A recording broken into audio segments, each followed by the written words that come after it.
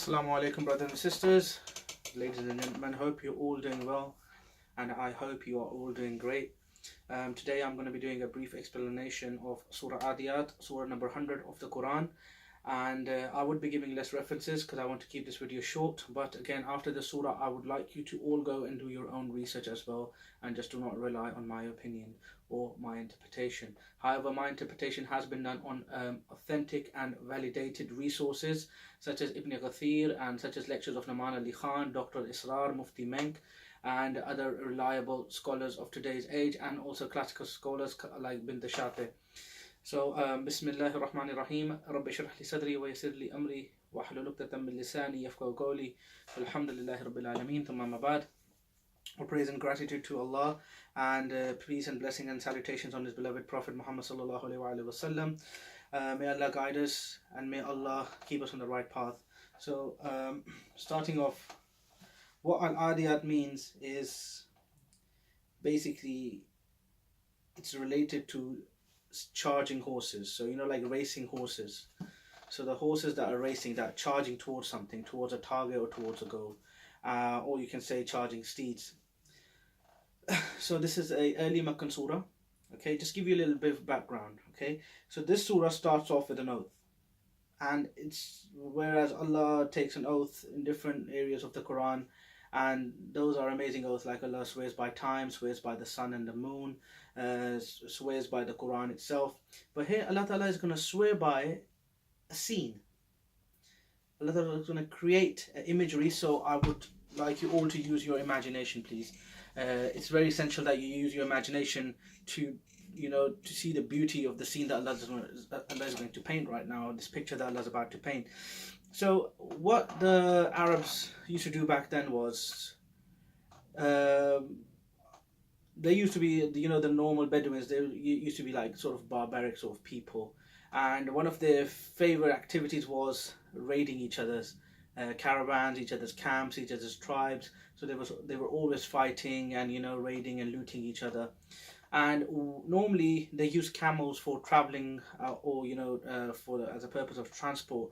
But specifically for the purpose of raids or wars, they tended to use horses, because horses were like fast mobiles back then. So fast vehicles, like it's quicker to charge at the enemy and then quicker to escape from the scene as well. So let me just read the ayah first and see what you think. Okay, so Bismillahir Rahmanir Rahim. Wal Aadiyati dabha, by the charging steeds panting.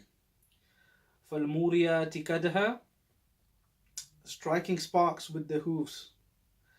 Fal Mughirati subha, making raids at dawn. فَأَثَرْنَ بِهِ نَقْعًا, raising a cloud of dust. فَوَسَطْنَ بِهِ جَمْعًا, and plunging into the midst of the enemy. إِنَّ الْإِنسَانَ لِرَبِّهِ لَقُنُودٌ, man is ungrateful to his Lord. وَإِنَّهُ عَلَى ذَلِكَ لَشَهِيدٌ, and he is witness to this himself. وَإِنَّهُ لِحُبِّ الْخَيْرِ لَشَدِيدٌ, he is truly excessive in his love of wealth. أَفَلَا يَعْلَمُ إِذَا بُثِرَ مَا فِي الْقُبُورِ, does he not know that when the contents of the grave are thrown out? وَحُصِلَ مَا فِي الصُّدُورِ, when the secrets of the hearts are uncovered on that day. إِنَّ رَبَّهُمْ بِهِمْ يَوْمَئِذٍ لَخَبِيرٌ, their Lord will be fully aware of them all that day. So strange. So Allah Ta'ala starts off by saying, by the charging steeds panting, striking sparks with the hooves, making dawn raids, raising a cloud of dust, and plunging into the midst of enemy. So this is the oath that Allah Ta'ala takes, and then Allah Ta'ala says, man is ungrateful to his Lord. When you read it first, it doesn't make sense. A lot of people I had a really hard time when I first read the surah. I understood the rest of it, that man is ungrateful to his Lord, he is witness to this himself, he is truly excessive in the love of wealth, does he not know when the contents of the graves are thrown out, when the secrets of the hearts are uncovered, on that day the Lord will be fully aware of them. This the second two sections I understood, but the first, the oath, I don't understand the purpose of the oath and what is this picture that Allah Ta'ala is trying to describe. So this is an early Meccan surah, okay. This is also a lesson for the Arabs. Now the Arabs are listening to the Quran, and the Prophet ﷺ starts reading Surah Aadiyat. Now I want you all to use your imagination. It's beautiful. The first section, this qasam, this oath that Allah Ta'ala is taking, it's got a very big lesson in here.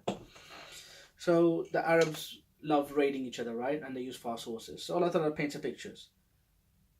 Time to start your imagination. Think. By the charging steeds panting. So this is a scene that started, okay? Now there's a group of horses and they're charging towards something, okay? And they're running so fast that they're panting. So the camera zooms in towards the nostrils.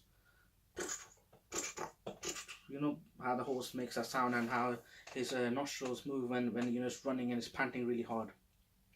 Striking sparks with the hooves. So they're running so fast, they're charging towards something really fast that as they're running and they go over some rocks or stones, that their hooves starts to spark, striking the hooves are striking sparks, okay, and then making dawn raids. So these horses, they're doing something. Is what they're doing is this is a raid that's happening. So there's a group of horses led by men. And they're going towards a town or a tribe, and this is a raid, and this is a time of dawn, early in the morning. So the best time to do these kind of raids is early in the morning. So similarly, like you see movies these days. Let me give you an example. Fast and Furious, right? There's a robbery going on. There's a robbery planned. They're about to rob a bank. They either do it midnight or really early in the morning, where everyone's asleep, and the police is, kind of the security's down at that time. Okay. Raising a cloud of dust. Now the camera zooms out. First the camera was zoomed in, okay, and you can see the nostrils and the hooves. It's like a movie scene. So you know how, like, coming back to Fast and Furious. Have you ever seen a Fast and Furious trailer? How it starts is they start off by, they show the car's front bit, the engine is raving, boom, boom, boom, and suddenly the guy just leaves the accelerator, the clutch, and the tires are spinning at the back. So they zoom into that bit, and the tires are releasing smoke. So it's like a movie scene basically, right? And then the camera zooms out, and you see a group of cars just charging towards something, and there's short clips here and there. They're taking a turn, little drift, so something like that. So Allah Ta'ala is creating a scene basically. Back then, He's creating this imagery, this beautiful scene, right? And now the camera zoomed out, and now you see these horses. They're coming towards you, and they're coming so fast that they've made a cloud of dust behind them. This huge cloud of smoke, dust, and they're running and they're racing, yeah. And then they plunge into the midst of the enemy. So they're coming towards a tribe who's seen them, who's ready, and they prepared for them, right? And then they plunge into each other. So like you see how in the olden days, and like how they showed basically like war scenes or attack scenes. So two armies or two parties of they collide, the horses and the swords and everything, right? And Allah Ta'ala just ends the scene there. That's it. And you're like, so what's next? What happened? And then Allah Ta'ala next says, in section 2, Allah Ta'ala says, man is ungrateful to his Lord. Doesn't make sense, right? This is where you need to ponder. This is what you need to go back and go into the depth of it. What is Allah Ta'ala trying to say? The title, what's the title of this? The charging steeds. So there's something that Allah Ta'ala is trying to tell us from that scene, and He's pointing towards those horses. So what is it? Now when I read the tafsir and when I heard the lectures, there was a few different interpretations and different ideas, but the one I'm convinced was by most of the famous scholars. They say a dog is man's best friend, all right? Well, I'll tell you, the most loyal friend a man has is a horse. From the beginning of the time, we've used horses as means of transport, all right? So what we do is we get a horse, we keep it, we breed it, we feed it, right? And in return, the horse becomes so loyal to us, it will carry us on the back, on his back. It will even go into a war with us. Alright? So basically these horses are charging so fast on the command of their master, their owners, who are sitting on their backs, and these horses are charging towards a raid. And on the other end, where they're raiding towards, the tribe, is the enemy. The enemy's prepared. They're standing there with spears and swords and whatnot. The horse is looking at that, but he's so loyal to his lord, to his owner or his master, that it doesn't turn back, it doesn't stop. It's charging with full speed. And this is what Allah Ta'ala described, the loyalty of a horse to its owner, that it doesn't even care about its own life. Oh, man is ungrateful to his Lord. What do we give a horse? Right? We tie up in the stable, you know, just like may give us some grass. We take that poor thing away from its family, from, you know, its natural habitat. We don't allow it's not free. We tie him up in the stable and then use it, put reins around him, and, you know, but look at his loyalty. Just because the fact that we kept it, we fed it, we took care of it, that it's ready to give its life for us, and it's ready to do anything for us. And Allah Ta'ala says, look at something that you own, the horse. Look at its loyalty towards you for so little that you've done for it. Whereas look at your loyalty, like our loyalty towards Allah. Allah Ta'ala gave us a family. You know, just count the blessings, man. And in return, like, what's our loyalty to Allah? We can't even pray Salah 5 times for Him. Can't even give charity. Can't even... So I took this for myself as I was blown away when I heard this. Allah Ta'ala is literally putting us to shame. He takes the oath of those charging steeds, the loyalty of those steeds towards their master, and He puts us human beings to shame. Amazing, guys. And the imagery Allah Ta'ala created, I'm like, oh my God. But wait, let's see what comes next. So man is ungrateful to his Lord, and he is witness to this. We are a witness towards our own ungratefulness.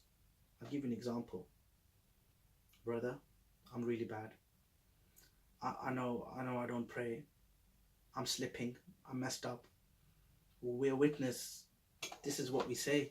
This is what we're saying to ourselves, to our friends. Even I say that. Even every day I meet someone, I say, look bro, I know I'm reading Quran, I'm teaching, I'm still messed up, man. I'm still slipping here and there. Allah Ta'ala saying, I don't need to tell you what you're doing wrong. You're witness towards your own wrong yourselves. So, you know, we need to take this in. Okay? And then Allah Ta'ala carries on. He is truly excessive in the love of wealth. Coming back to the scene raiding. So, alright, the horse is loyal towards his master. The horse is obeying the command of his master, and it's going into the midst of the enemy, and it goes into the enemy, and it doesn't care about its own life. It does what the master tells him to do. But Allah Ta'ala says, you are excessive in the love of wealth. What is a master is also running in the mouth of death, but what for what? Not for Allah. For the wealth. When the raid happens, why are you going to do a raid? You want to loot the town, you want to take the treasure away. And sometimes some people become so excessive in the love of this dunya, in its material world, that they are ready to do anything. This ayah is basically, I think, targeting towards people like robbers and thieves and stuff. But even like in general, people who are too materialistic, too into this dunya, they'll do, so some people want to make so much money that they don't even see their families. They're always outside, doing overtime, doing extra business, doing a second job. They don't have even time to pray Salah. Oh bro, if I close my shop and go to the masjid to pray Salah, I'm going to lose business. If I close my shop an hour for the Jummah prayer, I'm going to lose business. Alright? Bro, I don't have time to read Quran because I have to do extra time, overtime for what? Just to hoard up money. And you're not even going to give that money to anyone. There are some people, they don't even spend money on themselves. They just like to save money and keep it. I want to get a bigger house. I want to get a bigger car. Why? Because the other person has it. Because my neighbor has it. Because my friends have it. You become so excessive in the love of wealth that you forget Allah and your obligation towards your religion and your Islam and towards yourself. And then you're witness to that yourself. I don't have time to pray. I don't have time to read Quran.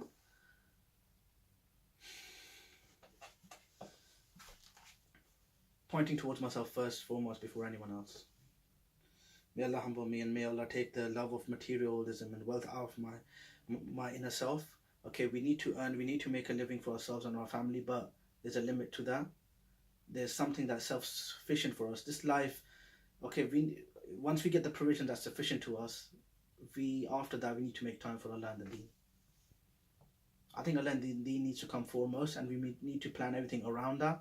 So our jobs, everything has to be planned around the prayers and the salah and every religious obligation, and not the other way around. That's what I think. Okay, section 3. Does he not know when the contents of the graves are thrown out? The context is changed again. So from the oath, Allah Ta'ala described what we are, and now Allah Ta'ala is going into the future. Allah Ta'ala is reminding us. Does he not know that when the contents of the graves are thrown out? What are the contents of the graves? Us.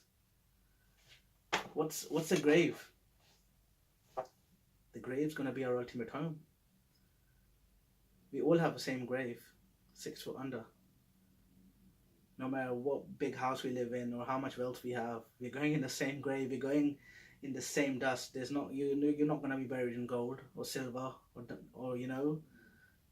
We're all going to be buried under earth, in dust. Now Allah Ta'ala's, okay, this is amazing. You're going to be amazed by this, okay? Does he not know that when the contents of the graves are thrown out, when the secrets of the hearts are uncovered, on that day, the Lord will be fully aware of them all. Okay, get ready to be blown away again. The first section was about a raid. What is a raid? A raid is a group of bandits or robbers. They raid a town, they break into the houses, they throw the people out, and they take the treasure. Now the last section, we are in our houses, in our graves, we're going to be thrown out. Our hearts' contents will be poured out as well. We are the contents of the house. So this is a raid. Allah Ta'ala is telling, you're raiding people now, but there's a raid coming. I'm going to do a raid in the end as well. So we all will be lying in the graves. The trumpet will be blown and we'll all be thrown out. And like we read in the Surah Yasin, we will say, woe to us who has raised us up from our place of sleep. We'll be surprised. You know, like in a raid, like suddenly you hear the earth shaking, you hear horses and swords and men shouting, and you're like, what's happening? And suddenly someone breaks into your door and just, pulls you out, and you have no idea what's going on. And the next thing is all your possessions, all your wealth is taken away. So our possession that day will be the contents of our hearts. Okay? The contents of our hearts is our intentions. Our actions are being recorded, but what our intention was behind those actions is in our heart, buried inside our heart. So let's say if someone's doing charity, probably his intention to do charity is not to help the needy, but it's maybe just to show off, just to show people how wealthy he is, just to get recognition. Some celebrities do that, some stars do that, just for fame. So this is the intentions that day. Allah Ta'ala says that maybe you thought that your actions were good, but what about your intentions that no one knew about? That was only you in your heart. And on that day, I will take that out as well. Mind-blowing. So the raid Allah Ta'ala is talking about, yeah, we're thinking it's us doing it. But there's something coming for us. The raid of Allah, when the angels will come out, when the earth of Allah chuck us out. Oof, amazing, amazing, amazing. Beautiful surah. Surah number 100. Wow. So this is the power of the Quran, the literature power, the imagery it creates, the scenes it creates. And if you understand it, it will give you goosebumps. Guys, literally the first time I read it, I was in tears, like the whole day, whole night I was thinking about this.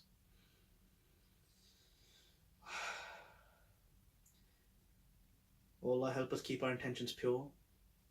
Take the wealth of the world, the materialism, the love of the wealth and materialism out of our hearts. And make us good Muslimin, and make us loyal like the steeds are towards their master. May Allah, you are our Lord, our master. May we be loyal to you in the same way the steeds are, or the horses are towards us human beings. For what little we give to them, and for the abundant bounties and blessings you've given to us, may we be loyal to you in return as well. I can't even speak properly now, guys. So before I end this, right, so this is in English, right? Imagine all of the surah. If we understand Arabic, imagine the beauty of it. So I'll again read in Arabic. So Bismillahir Rahmanir Rahim. وَالْعَادِيَاتِ دَبْحًا فَالْمُورِيَاتِ كَدْحًا فَالْمُغِيرَاتِ صُبْحًا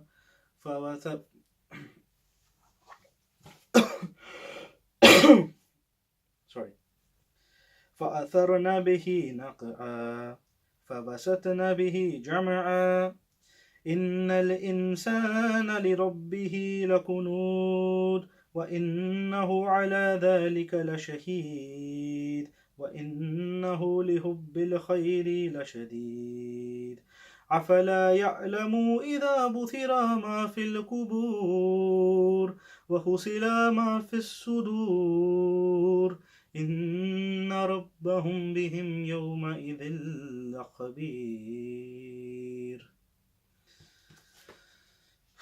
تبارك لي ولكم. Allah help and guide us all Muslimin. Assalamu alaikum brothers and sisters. I hope you benefited. Take care. Wish you all the best.